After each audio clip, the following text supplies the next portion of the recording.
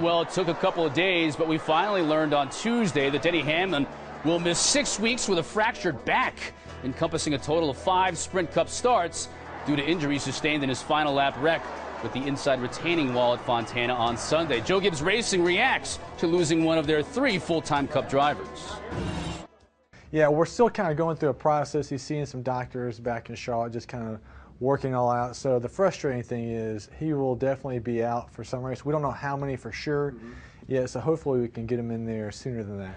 I think Denny, we know it's real similar to what happened to him with his knee, and we kind of know how tough he is. He had surgery for ACL, came back 2 weeks later, got in the car and wouldn't come out.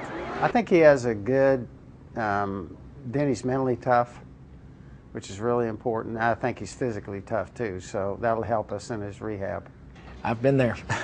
Yeah, I mean it is tough, and the whole situation is, you know, it's sad. I hate it for Denny. You know, the hardest day is going to be the first time he sees his car go around the racetrack without him in it, and I know the feeling, and it'll, you know, the only thing I can say is he'll be back. You know, he doesn't give up. He's a talented guy, and he's very athletic. I'm sure he'll overcome this, and he'll be back in the car. Being a driver, I think that's one of your fears, is not being able to drive. So I know it's probably going to be a tough 6 weeks or so for him to sit at home and have to watch somebody else driving his car on TV. But you know, thankfully, it wasn't hurt any worse. Hopefully, he'll heal faster than they expect and be back to the track soon.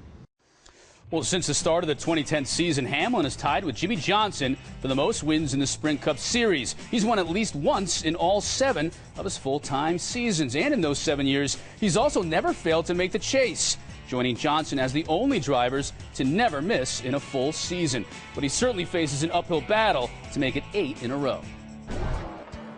Denny Hamlin is in uncharted territory. He will attempt to make the chase while missing at least 5 races.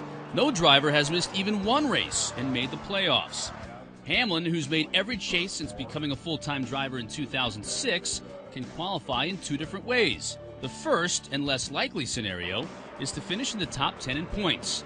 Since 2011, it's taken an average of 795.5 points to capture 10th place. To achieve that, Hamlin would have to average between a 3rd and 4th place finish over the final 16 regular season races. Daunting task for any driver. Option 2 is a much simpler equation. Win. Hamlin would need to finish in the top 20 and capture one of the 2 wildcard positions. To do so, Denny would need to have the most or second most wins by a driver 11th through 20th in points. And no driver has more wins since the start of 2010 than Hamlin, who has 14. If Denny returns on schedule, he'll have 16 races at 14 tracks to rack up as many wins and points as possible. Of those 14 tracks, Hamlin has visited Victory Lane on 7 of them.